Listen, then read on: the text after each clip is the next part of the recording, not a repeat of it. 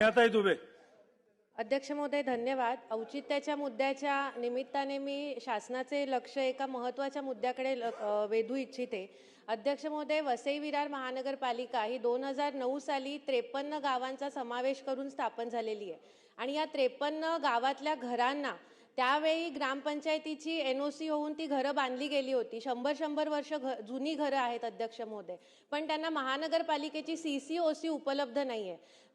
17 डिसेंबर 2024 चा सुप्रीम कोर्टाचा निकाल आहे की ज्या बिल्डिंग्सना CCOC आहे अशाच बिल्डिंग्सना पाणी पुरवठा दिला जावा, पाणी कनेक्शन दिले जावे। आता या 35-40 वर्ष पाण्यापासून जो पट्टा वंचित आहे वसई विरारचा, तिथे आत्ता अमृत योजना 2O च्या निमित्ताने वितरण व्यवस्था पाण्याची पोहोचते।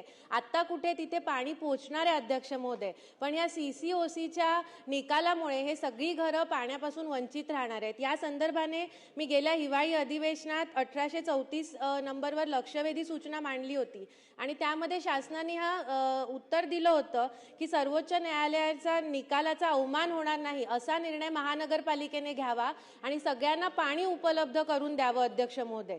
पण अजूनही महानगरपालिकेने कोणताही निर्णय घेतलेला नाहीये, कोणतंही धोरण ठरवलेलं नाहीये। तर माझी आपल्याला विनंती आहे अध्यक्ष महोदय की महानगरपालिकेला आदेश द्यावा की ह्या ग्रामपंचायत काळात झालेल्या घरांना अधिकृतचा दर्जा देऊन त्यांना आता येणाऱ्या पाण्याचे नळ कनेक्शन देऊन ह्या सर्व घरांना पाण्याचे कनेक्शन मिळावेत अध्यक्ष महोदय, ही मी तुम्हाला विनंती करते। धन्यवाद।